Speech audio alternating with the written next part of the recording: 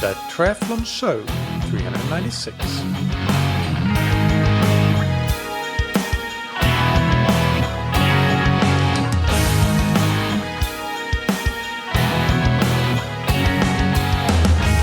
Hey, what's up everybody, and welcome back to another episode of That Triathlon Show, the podcast presented by scientifictriathlon.com. I'm your host Michael, and on today's episode I interview Brad Beer. Brad has over 17 years experience as a physiotherapist, and he is the head physiotherapist of the Super League Triathlon series, consultant physiotherapist for Triathlon Australia's Olympic Podium Centre, and he has consulted for British Triathlon, Triathlon New Zealand, Athletics New Zealand, and numerous Olympic and world champion athletes. And in this interview, we dive deep into triathlon-related injuries, rehabilitation, and prevention. But before we get into the interview, big thanks to our sponsors, Form. The Form Smart Swim Goggles give you real-time feedback in your swim training right on the goggle lens, including your splits, pace, stroke rate, and heart rate. This means that you can execute your swim workout better, whether it's pushing harder when you're starting to fall off the pace or holding back when you're accidentally going faster than you should. It also means that if you're using a Garmin or similar GPS watch in the pool, you can get rid of that because the goggles will automatically notice when you start and stop each of your intervals and give you accurate splits for each and every interval without the disruption of having to reach for your watch. Most importantly, for me at least, it also adds some fun and motivation to swimming and makes me want to go to the pool more often because it's just more engaging with the feedback that you have throughout your swim. You can get 15% off the goggles with the code TTS15 on formswim.com/TTS. And thank you to Zen 8. The Zen 8 indoor swim trainer allows you to improve your technique, power, and swim training consistency even when you're short on time. It's a great tool for busy athletes because you can do a quality workout in just 15 minutes at home, even on days when you don't have time to get to the pool. And it is a perfect complement to pool and open water swimming as it allows you to focus specifically on key aspects of your swimming, like your catch and your power, and isolate them more easily than you can in the water. You can try the Zen 8 risk-free for up to 30 days, so if you don't love it, just send it back, and you can get 20% off your first order on zen8winter.com/TTS. Now, without any further ado, here's the interview with Brad Beer. Welcome to That Triathlon Show, Brad. How are you doing? Michael, very well, thanks. As I mentioned off air, I've been listening to episodes across the years, and I really admire the body of work that you've produced. It's always high quality. You're always informed around your guests and ask great questions. So it's a real professional privilege and honor to be here. Yeah, thank you. I really appreciate that. And I have to say that it's always quite nice when you reach out to a potential guest and they come back saying, sure, I'd love to be on the show. And also I listen to the podcast. That's because obviously that doesn't happen in the early days. So I guess it shows a little bit how far the show has come. And it is a nice feeling when that happens. Let's start with an introduction of yourself. Can you tell myself and the listeners more about who you are? Yeah, Michael, I'm an Australian-based sports and exercise physiotherapist, currently undergoing I'm a registrar for the Australian College of Physiotherapists, so that's a 2-year training program with a specialty in sports physio. I'm a full-time practitioner, so I'm in the clinic early to late, 5 days a week.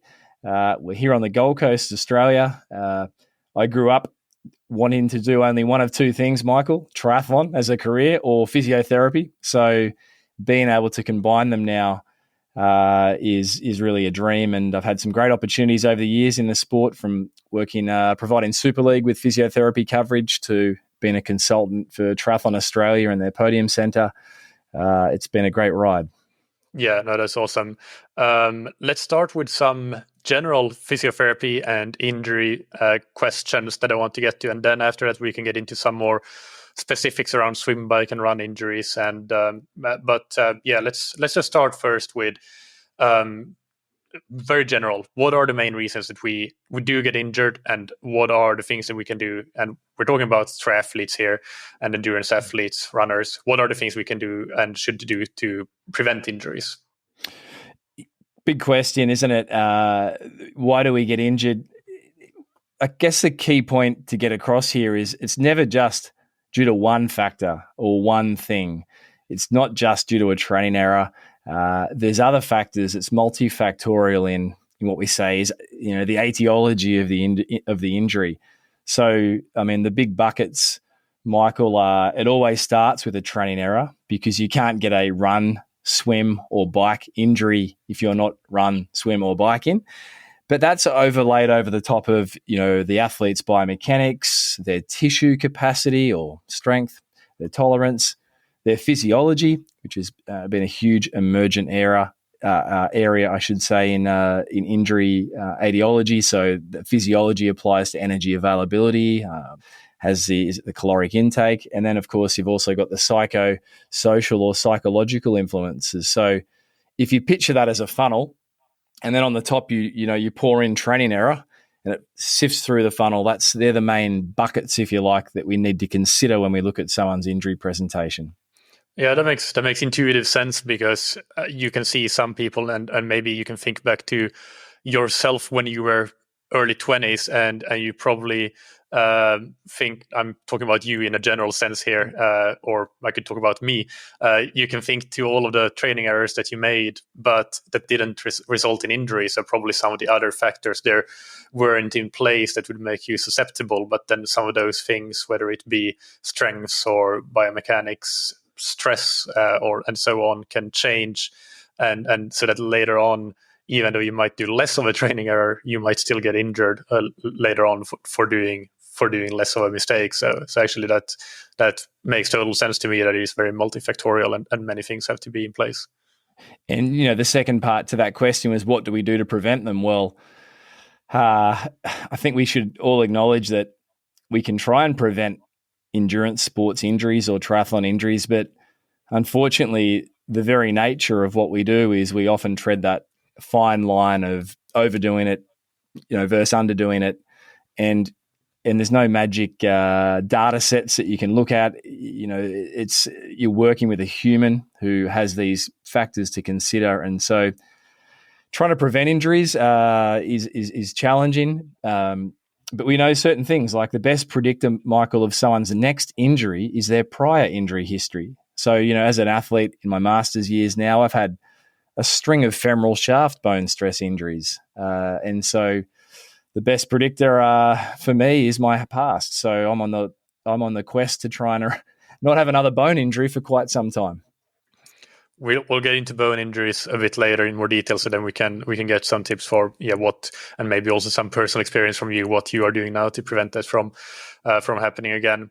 One follow up on that though, are all injuries preventable for endurance athletes, would you say? Because I've heard some coaches say that anytime an athlete has an injury, that's either the athlete or the coach made a mistake. But is it as simple as that, or is it just, as you say, it's with the nature of the sport that sometimes people do get injured, and it might be almost impossible to know all of the factors that underline the injury. So if you can't possibly know all of the factors that go into an injury, how could you have prevented it, unless it's there's some part of luck involved? Where is your stance on that?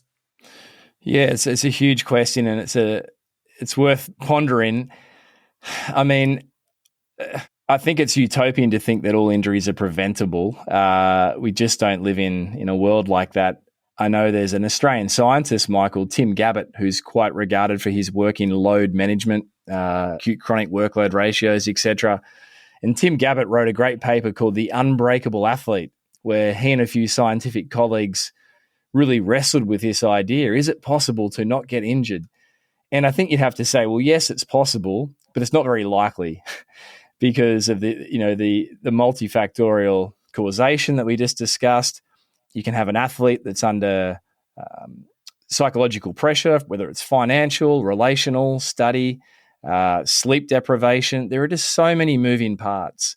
And I think you can't mitigate against all of them. And if you look at in Olympic cycles, Olympic years, how often are we seeing some of the athletes that we'd expect to be on the podium coming down with an injury in the lead up to that? Look at, Georgia Taylor Brown ahead of the Tokyo Olympic Games. Vincent Louis, who I know incurred a calf strain injury ahead of the Tokyo Games. So you think even in their very well-managed ecosystems of support and training, the best of the best are still succumbing to injury, yet they're aware of what they need to be on top of. So I'd have to say it'd be lovely if that was the case, but we don't really live in that world. Yeah, and in those examples, I don't know specifically how Vincent or Jordan trained, of course, but I do know from talking to a lot of coaches that it's not really that common, from my perspective, that they would have increased the training load just because they were getting closer to the Olympics. And I've actually seen many examples where the greatest training load is the third year of the quadrennial cycle, and then the fourth year, the training load can be at most the same, but maybe even slightly decreased, but maybe more focused on some quality racing and so on. But either way, no matter what it is, it could be, maybe it was just the stress of the games getting closer and the qualification period getting to an end and getting selected and all of that, psychological factors as much as any training changes. And as you say, it's really hard, if not impossible, to mitigate for factors like that. But moving on then, if you do get injured, as a general strategy, what do you do then? And I think that here I'm kind of alluding to especially wanting to get in on it, catch it early, so that you don't make it any worse than it has to be, and any longer duration than it has to be. What are tips for that? Yeah, it's great. I mean, the definition of a running-related injury is that you lose 7 days. You have symptoms for 7 days, or you lose or are unable to complete 3 consecutive training sessions. So if you sort of wrap that definition around the question, what do you do if you find yourself in that situation? I've been practicing, I should say, Michael, for 17 years full time. So I've seen a lot over the years, thousands of patients, and you see things done really well and things done really quite poorly at times. I think the number one rule is, if athletes are smart. They know when something's up, yet we're really good at deceiving ourselves often, and we're like, it'll be okay. I'll just do this session and see how it goes.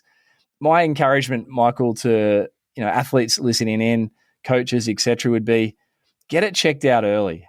Just organize a consultation or an appointment with someone that knows the sport, that you have trust in, that you maybe have a prior relationship with, and just get it checked early. If it's an onset of a bone injury, bone stress injury, picking it up early versus picking it up late can make the difference between, being able to compete across a season or losing a whole season. So I'd say pick it up early, work with someone of repute that can get the job done, and be holistic in the intervention. Make sure that all factors are being considered. And I'll always say, Michael, look, if rehab is done well, it should return the athlete to a better state than they were before the injury. It has to be that way. Can we talk a bit more about that, the rehab process in general?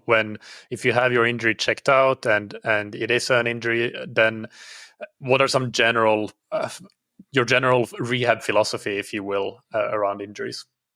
Yeah, it starts with an accurate diagnosis. That has to be the foundational step. If you don't have an accurate diagnosis for your condition, then you'll often hear of athletes spending a lot of money, being frustrated with different opinions, spending a lot of time, losing training availability because they haven't been diagnosed accurately yet. That can be everything from a tendon condition through to a bone injury or a joint-related concern. So first principle, make sure you're diagnosed accurately. Second principle would be, do whatever you can to maintain fitness. So that's the beauty of triathlon. It's a multidisciplinary sport. You can have a running-related injury and not be able to run, but you can bike, you can swim, you can do strength and conditioning work. So look for things that you can do, and then be patient. That'd be the second sort of key, I guess, Michael. The third thing would be understand the condition and the timeframes around it, and respect your biology. I remember Mark Allen said, you can't fast track your biology. And he was talking about that in the context of training adaptation. But it's the same with physiotherapy, with injury recovery. You cannot fast track your biology. If it's a bone, it's going to take this long. If it's a tendon, it may take this long. And I think athletes get frustrated and make errors when they battle against that, the reality of what they're dealing with. They return too early or they don't return the right way. So that would be, I should say, a few suggestions or concepts, Michael. Yeah. returning, I mean, that's always going to be dependent on the diagnosis, I guess, when you return and even how you return. But do you have any, uh, do you like to do things like run walks when you return to running, for example, from a running injury? And do you have any rules of thumb for how quickly to build up that running volume, especially if you've been out for quite a while with the injury?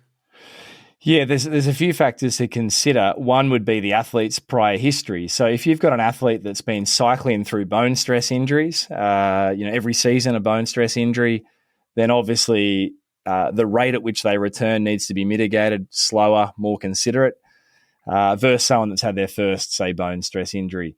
But there's definitely a few rules of thumb. And whether this is tendon, in fact, returning to running, Michael, for a tendon injury is very similar to a bone injury. And that is, there's no place for intensity, as in speed work, until the athletes, I like to say, restored circa 80% of their normal running volume. We obviously both recognize that workload is not just about volume or the distance, it's also got the intensity involved. But if the athlete can get back to, say, 80%, then they've earned the right to start to slowly introduce speed work. Speed work or intensity running indexes a lot more load on the tissues, whether that's the muscle, the tendons, or the bone. So it has to be reintroduced very judiciously and structured in an appropriate way. Yes, walk, run returns tend to be best, and there's a few reasons for that.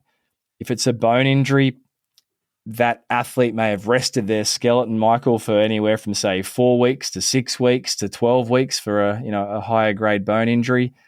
And the athlete needs to think like their structure. So if it's been an injured bone, they need to think like their shin bone, their tibia, or their femur, and consider the fact that the internal loads in those bones might be as high as 14 times body weight for something like the shin. And so when you start to think about the dynamics of that and what you're trying to achieve, you go, right, well, I've done no running. My skeleton has not been impact loading for X amount of weeks, and I'm about to go out and run for, say, half an hour, which is where a lot of athletes want to start. I'll just go out and do an easy 30 minutes. That's probably around 2 to 2,000 load-in cycles for that bone, in experiencing up to 14 times, 6 to 14 times, body weight in the shin. And, you're not going to be able to tolerate that. So it has to be a very graduated measure return. The running's typically very slow. The risk is much higher if it's not slow running. And you just need to work that through with your therapist and your coach and make sure you get back safely. If you rush it, you're likely to incur a recurrence and further frustration. If 30 minutes is oftentimes too long a run to start with, would 10, 15 minutes be more appropriate, or where would be like just a typical Benchmark. Starting point? Yeah, I mean, generally you're working to get a runner back to half an hour runs either in 4 weeks or 6 weeks, continuous that is. But a starting point might be as low as 1 minute jogging, 3 or 4 minutes of walking for half an hour. And then you add minutes over the successive weeks.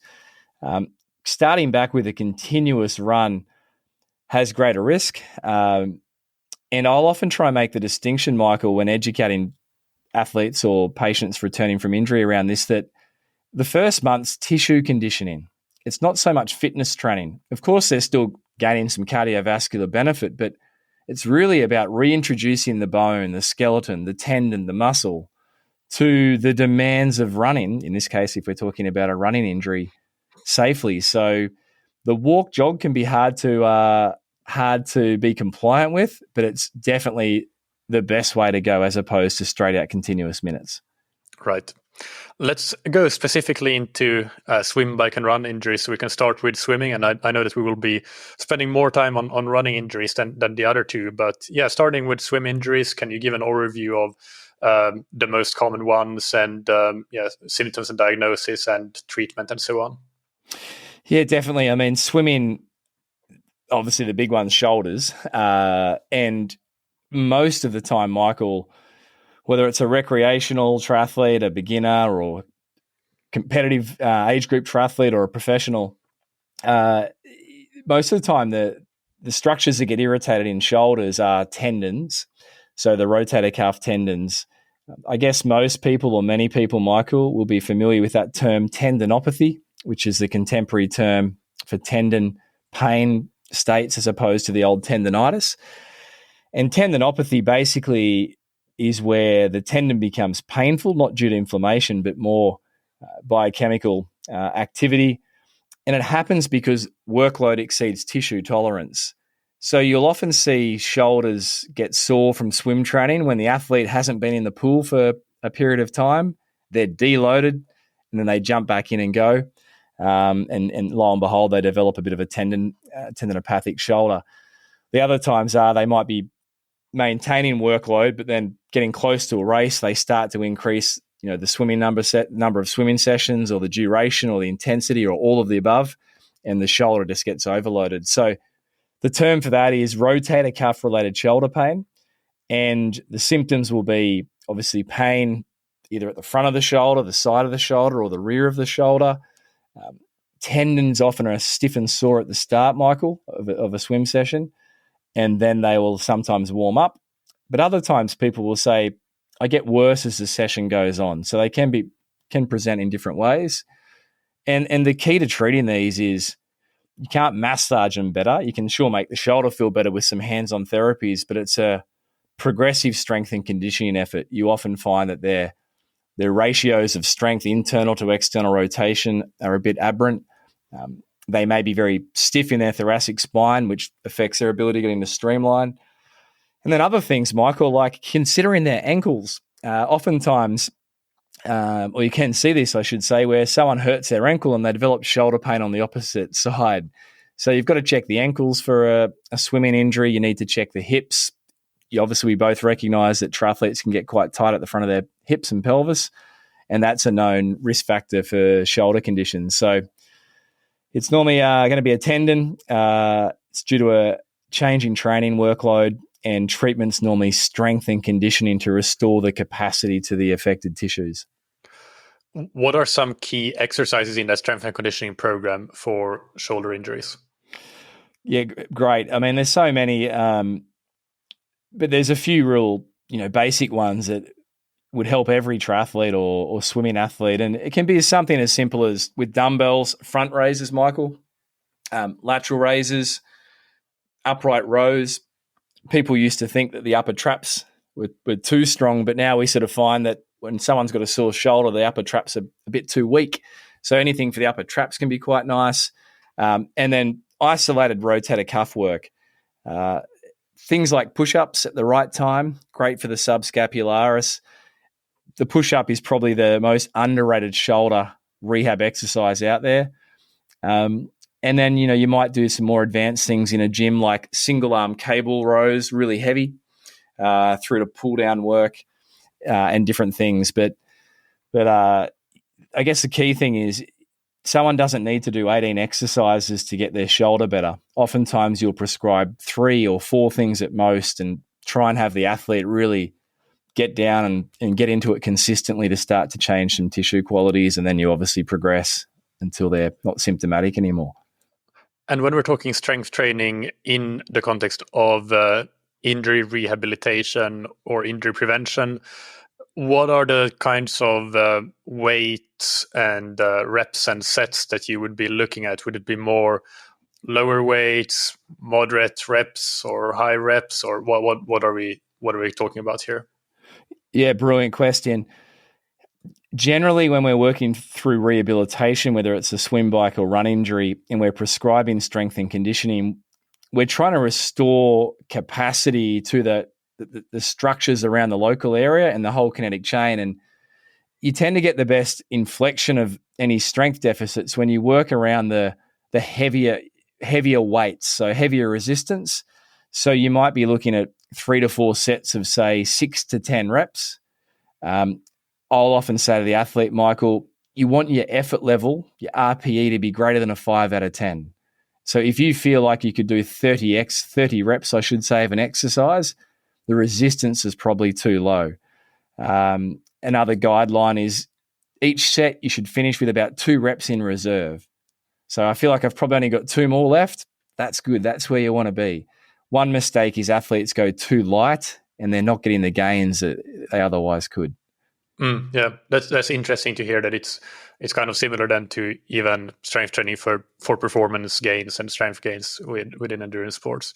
And the other thing that I wanted to ask was about the risk factors. You mentioned the main one as being just changes in workload, but are there other things that we should mention? For example, would use of paddles be a big risk factor, or would it be more related to biomechanics in swimming, poor technique? Yeah, there are other anecdotal things to consider, but ultimately it's going to come back to an exceeding of the tissue tolerance due to a workload change. But things like that I like to educate the injured swimmer around are things like kickboard use. So I know the Australian swim team has banned kickboards overhead because there's quite a bit of compression on the shoulder cuff in that position. So if you've got a sore shoulder, you'll be told to kick with your arms by your side. Other considerations would be things like anterior hip or pelvic tightness. If you are quite high toned in that area, then you're more likely to be slumped forwards in the water and not able to get overhead as well. So probably a bit more compression in the shoulder as a result. So stretching that out is very helpful. And likewise, the thoracic spine, making sure, in particular the triathlete, and in particular the long course triathlete, is doing a little bit of thoracic spine mobility. And that can be as simple as a half foam roller, consistent and regular laying over that. So they'd probably be a few things to consider. The other would be, just being judicious with fin use. Some conditions, whether it's a lower back pain or sciatica, a hip-related concern, a foot concern, an Achilles tendon concern, quite often fins aren't friendly for those conditions. There's a few tips, I guess. All right. And is there anything else we should talk about regarding swim injuries, or shall we move on to bike injuries? I think the big takeaway would be just try and not deload for too long. I know swimming can be one of those training pursuits where it's like, great, I'm going to take some time out of the water. But if you look at the practices of the elite, so the Australian swim team, for example, it used to be that after an Olympic cycle, they can take a month or two off. But now the athletes are told they have to swim X amount of times a week, even if it's by themselves, not doing a program, so that they lessen the likelihood of developing a tendinopathy or a cranky shoulder when they get back into the workload. So I think that applies for triathletes as well, Michael. Just be very wary of deloading for too long. That makes sense. So bike injuries then, same question here. Let's start with an overview of the most common ones. Yeah, cycling, it's different in that the body weight experience, the loads, the internal forces experience are very much lower than running, and different once again to swimming. I mean, obviously there's trauma. We both recognize that. So unfortunately, triathletes fall off bikes and break bones and have different injuries. But outside of the acute setting, the overuse injuries that can be quite prevalent can be things like kneecap pain, so patellofemoral pain. Considerations with that, Michael, can be obviously cleat position, changes in bike setup position, and something that I find really interesting is more time on an indoor trainer. How that can increase risk for knee pain for a triathlete is when we're outside on the bike, there's some lateral movement of the bike, but when we're indoors, that's less. So that can be picked up in a joint like the knee. So I know the British Triathlon team, this is in the public domain, they had a bit of a spike in kneecap pain throughout COVID, I should say, because they were all training indoors and they weren't able to laterally move on their bike as well. So that load had to go somewhere. And in a few of the athletes' cases, it was the knees. So kneecap pain is very common.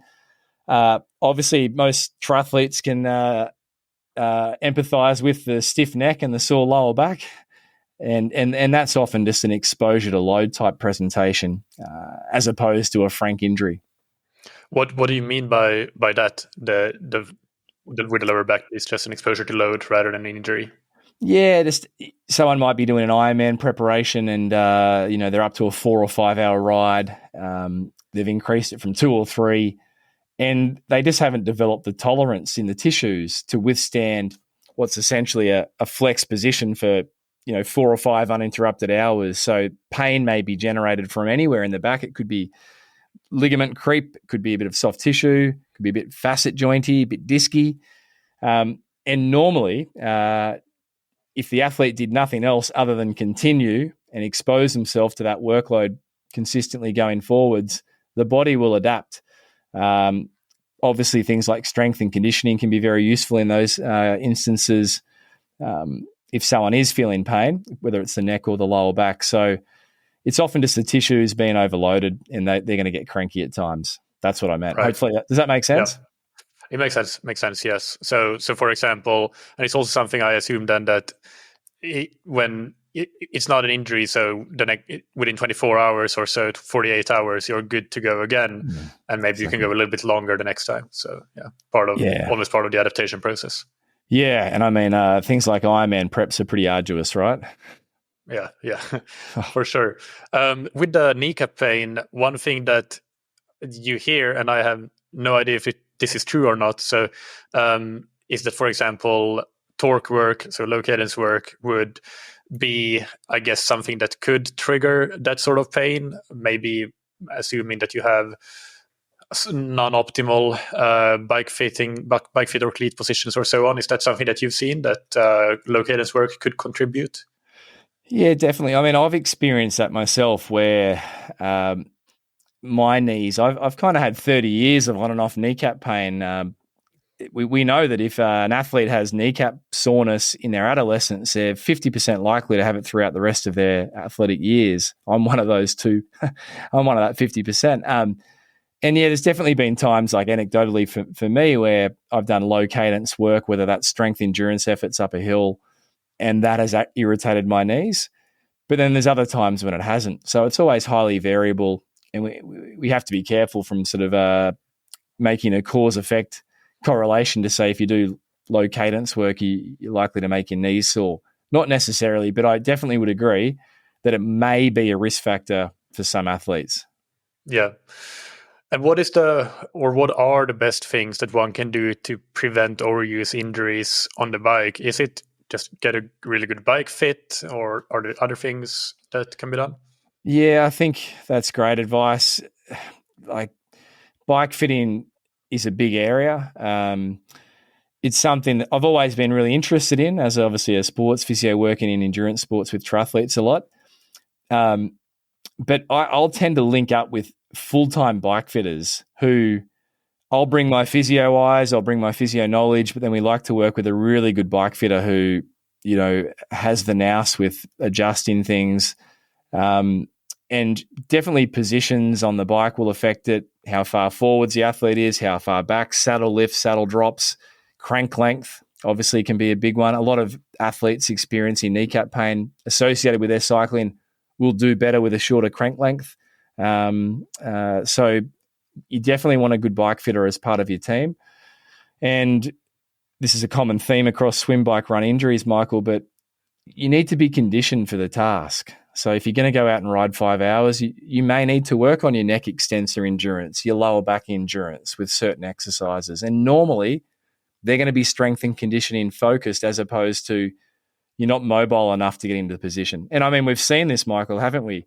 The positions are so much more based on comfort in the time trial position now, as opposed to extreme radical stuff that, you get sore just looking at. Yeah, they are, but at the same time, they are going faster than ever. So I do think that there's some significant brain power that goes into them that actually have tested that probably what looks comfortable is maybe the fastest after all. Maybe because they can stay really stable in those positions. But yeah, I find it hard to believe that even that the positions aren't the fastest that they've ever been, considering the times that we're seeing in the races these days. So yeah, it is interesting, but for sure you have to condition yourself to be able to hold the position that you're trying to hold. Yeah, definitely. And it's not easy. I remember in the 90s as a junior, we'd we saw Jan Ulrich ride a time trial in the Tour de France where he had his bars below, the bullhorns and the base plate, I should say, and that's what we did as juniors. And you think about that now, and one, it's not very aero, and two, it was very uncomfortable. Yeah. So let's move into the biggest part when it comes to overuse injuries, which obviously is running. So what are the most common running injuries if we start there? Yeah, I mean, most people will have incurred a running injury. We know that in any given 12-month period, Michael, an athlete, a runner, a triathlete is likely to have 50% likely to have an episode of something. I mean, common injuries, we know from systematic review that was done in 2012, they identified 28 running-related injuries, the most common being medial tibial stress syndrome or shin pain, followed by Achilles tendinopathy and plantar fasciitis. But of course, you've then got patellofemoral pain or runner's knee. You've then got all the bone stress injuries from femoral stuff, pubic injuries, sacral bone stress, foot-based bone stress. So, there's quite a few prevalent injuries, but definitely medial tibial stress syndrome, Achilles tendinopathy sit way up that list. Yeah.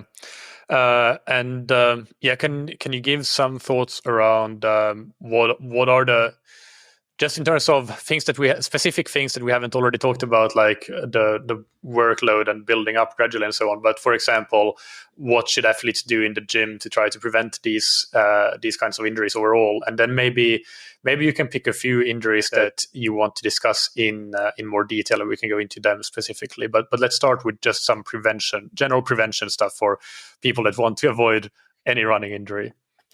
Yeah, great. I think if we think back to those buckets, the buckets that we need to consider in trying to prevent injury, we've got the training load bucket. Simply speaking there, we know, and every athlete I think knows this, Michael, but we don't want to make too big a changes too quickly. I'm always very attentive to an athlete's intensity changes. An athlete can often tolerate increases in volume quite well, but you throw in an increase in volume alongside intensity, things like bone don't always go well in those scenarios. So if we're talking training load, we're watching out for intensity. It's got to be very judiciously placed into a program. We're looking at periods of deload for things like the skeleton. This is something that fortunately is getting a bit more discussion. But we know that the skeleton desensitizes across a year. So if you're an athlete doing year-round running, you are more likely to incur a bone stress injury in the mid to back end of your year as opposed to the start, which is different to sports, field sports or team sports, where they're more likely to get a bone injury in the preseason. So being wary of your bone health towards the back end of the season can be very useful. And one of the ways that athletes can do well in that front is to consider deload periods for their skeleton. If an athlete's had a history of bone stress injuries, Michael, they may do very well to consider taking the 12th week off running altogether. So a total skeletal deload week. They can still do other legs, swim, bike, but get their skeleton sensitized again. Mechanosensitive is the term we use, by having a deload week. The other way to do that is to have every second or third week as possibly a bit of a skeletal deload week. That might be no intensity and 50% volume. And these are strategies that can be very effective for runners that have had previous bone stress injury risk. So that's the first bucket. Consider training load. The second bucket. One follow up on that, if I can, with if you take the 12th week off, for example, completely off running, would you have to change your training load then when you get back to running again the week after, or is it a short enough time that you can just jump back into your normal running? Yeah, it's a great question. My experience is you just jump straight back. Right. And for the athlete that's had repeat bone stress injuries, the proposition of taking every 12th week off, so you're going to lose 4 weeks in a calendar year, as opposed to incurring a bone stress injury that you may need to deload for, to say, 6 weeks and then reload for 12 weeks.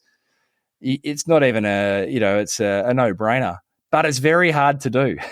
It is not easy. No one wants to stop. But yeah, you can definitely jump straight back in.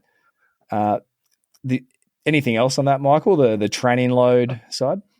No, I think that bucket is covered.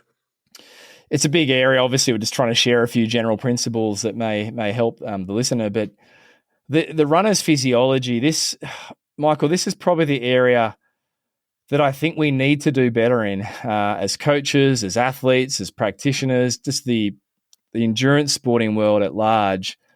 And the primary consideration for a runner's physiology is their energy availability. And I know you've explored this in prior episodes. A lot of athletes now will have heard of the label or diagnosis of REDS or RED-S, relative energy deficiency in sport. But this is something that's such a big consideration. If an athlete is low in caloric availability or they're in a state of low energy availability, then things like bone stress injuries can be increased substantially, the risk of incurring one.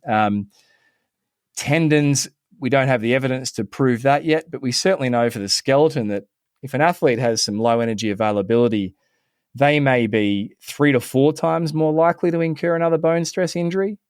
And then if they potentially have some low bone health, or poor bone health, which unfortunately is very prevalent in endurance sports, so say a little bit of osteopenia, then the risk factors might be up to 15 times. So I don't generally see injuries walk in the door that don't have this as a factor or probably a causative part of their presentation.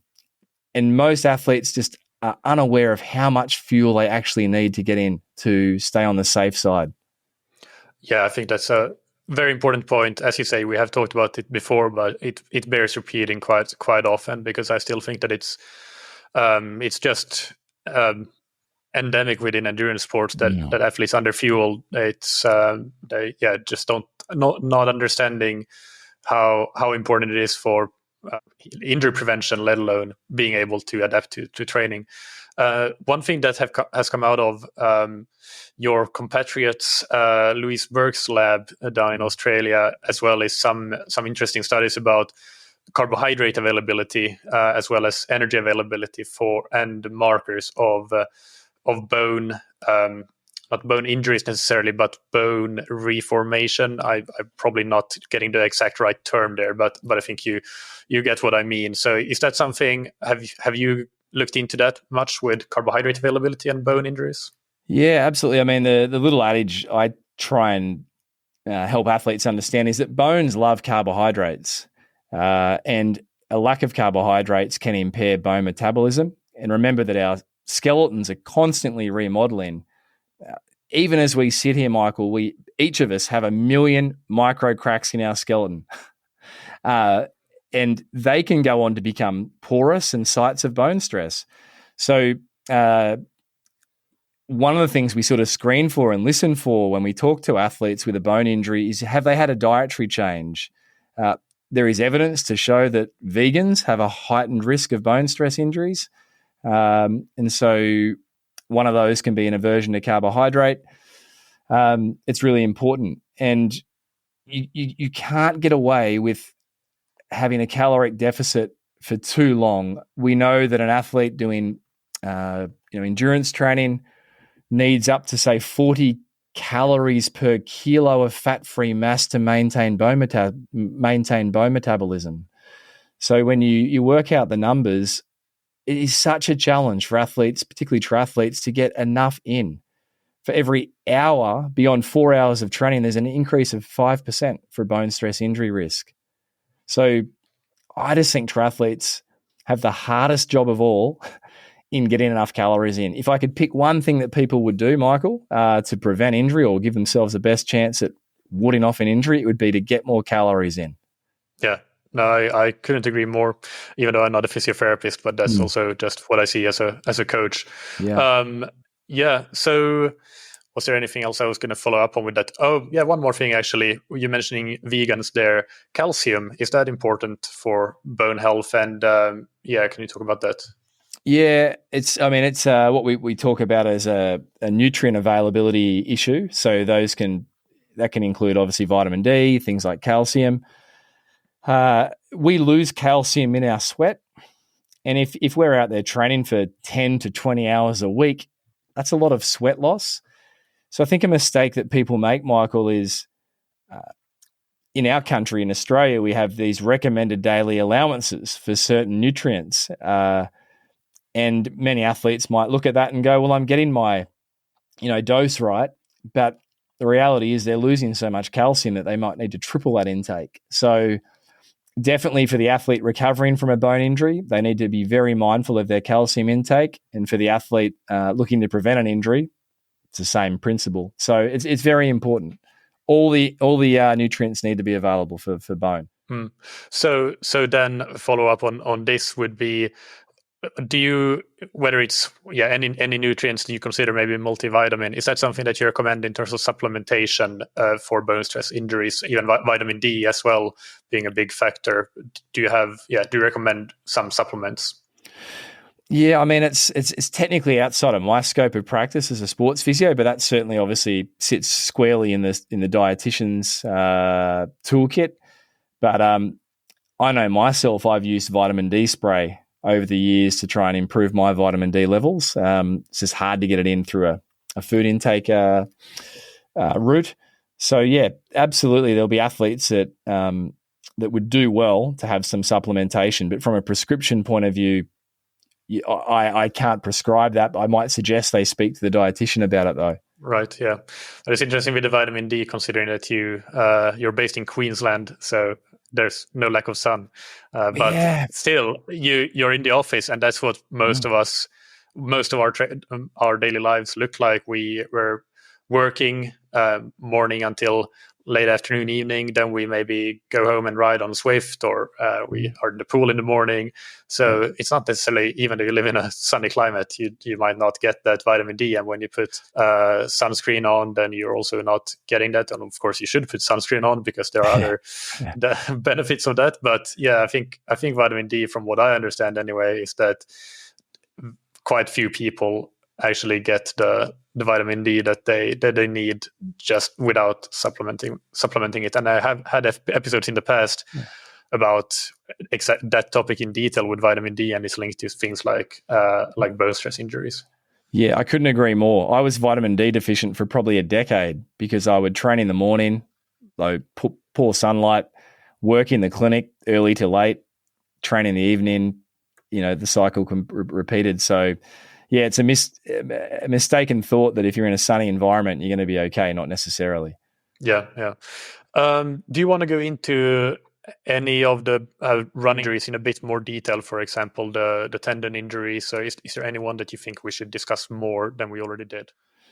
Yeah, I mean, every injury is probably an episode in and of itself. But if we think about, I guess, trying to help the athlete out there as much as we can, maybe just touching on something like shin pain, for example. I think most athletes have probably had a bout of shin soreness over their athletic years, and it's a tricky area because there's two presentations really. You've got the bone stress presentation, which is stress of the bone. The diagnosis, the terms sum up what's happening. The bone's getting overloaded and sore, and that's a continuum where the athlete might start with a low level of bone stress, say a mild stress reaction.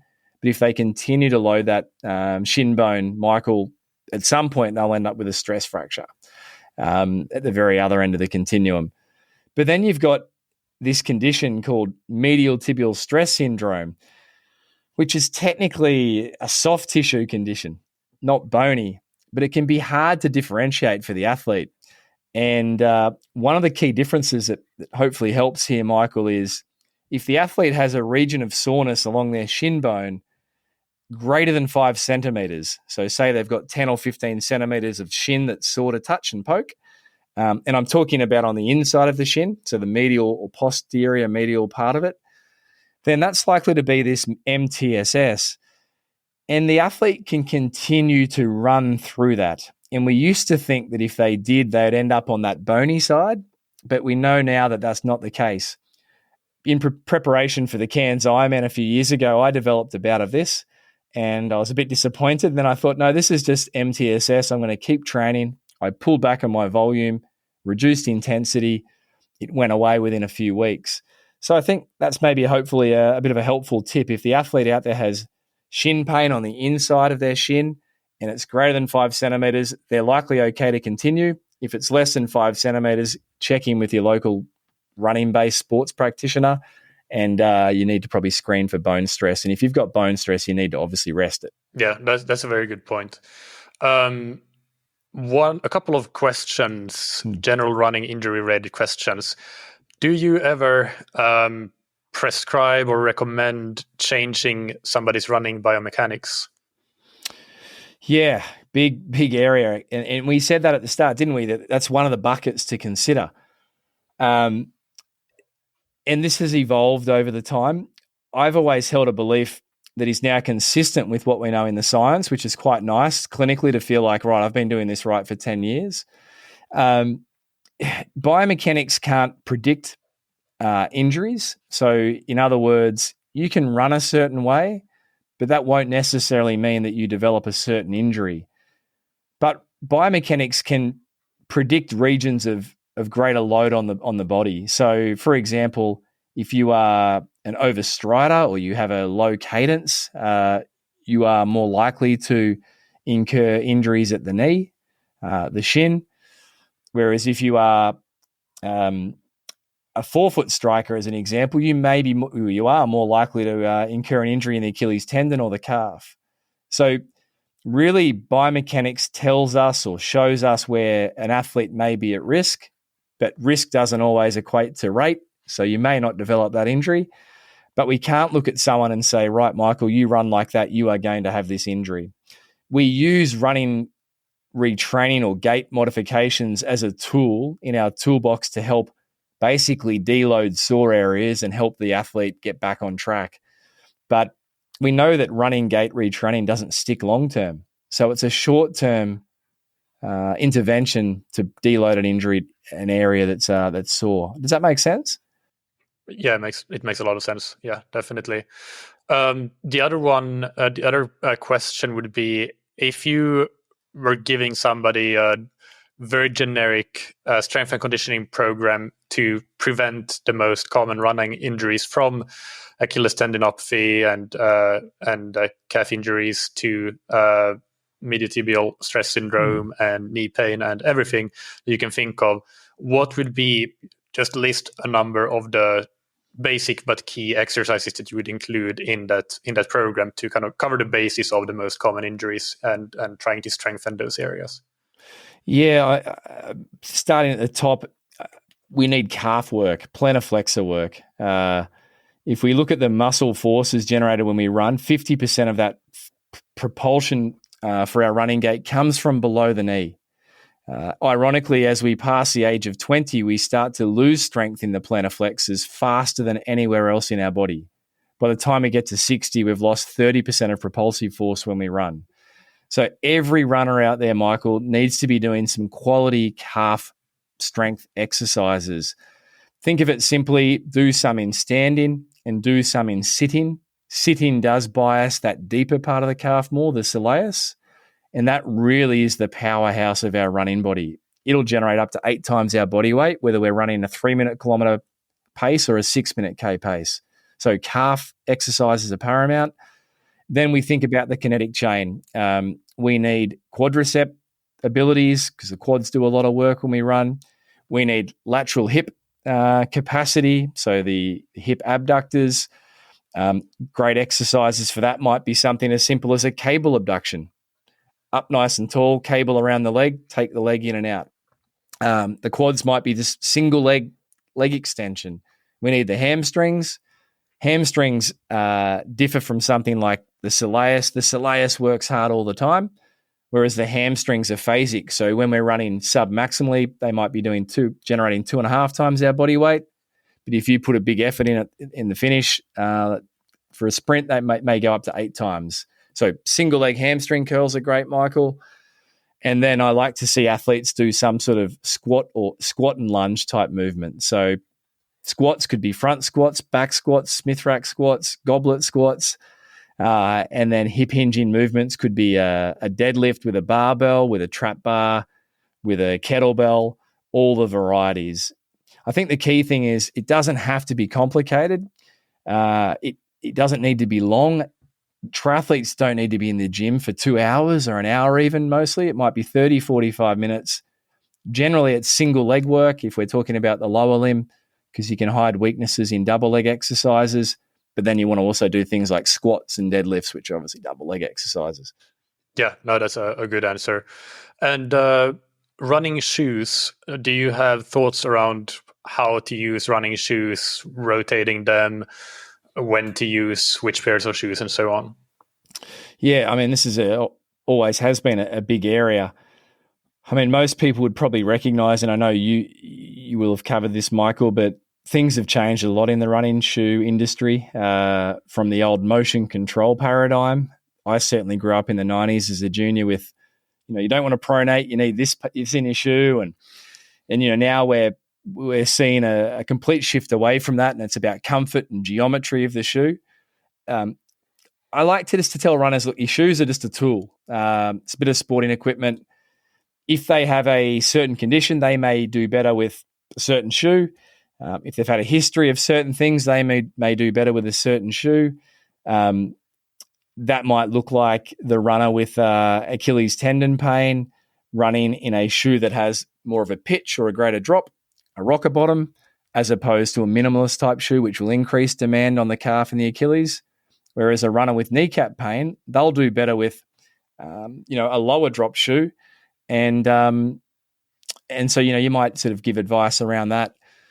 As for rotation of shoes, there is evidence, I know, that rotating shoes may assist an athlete avoid injury or reduce the risk, I should say. But the reality of that is I find it quite challenging in clinic. Not everyone's in a position financially to have a whole bunch of shoes there that they rotate. So, but I like to see most athletes at least have 2 pairs that they can cycle through. And there's a lot of over-attribution, I think, to footwear. Like, we place a lot of faith and a lot of expectation in the shoe being preventative for injury, but let's not lose sight that the injury rate is the same as it has been 50 years ago. We haven't found the magic elixir with footwear. I tell athletes, be more concerned about your caloric intake than what shoes you've got on your feet. Yeah, that's a very good good point. I like that. And is there anything else about running injuries or anything in general regarding physiotherapy, injury prevention, injury rehab that you want to talk about before we move on to the rapid fire questions? Anything that we've missed?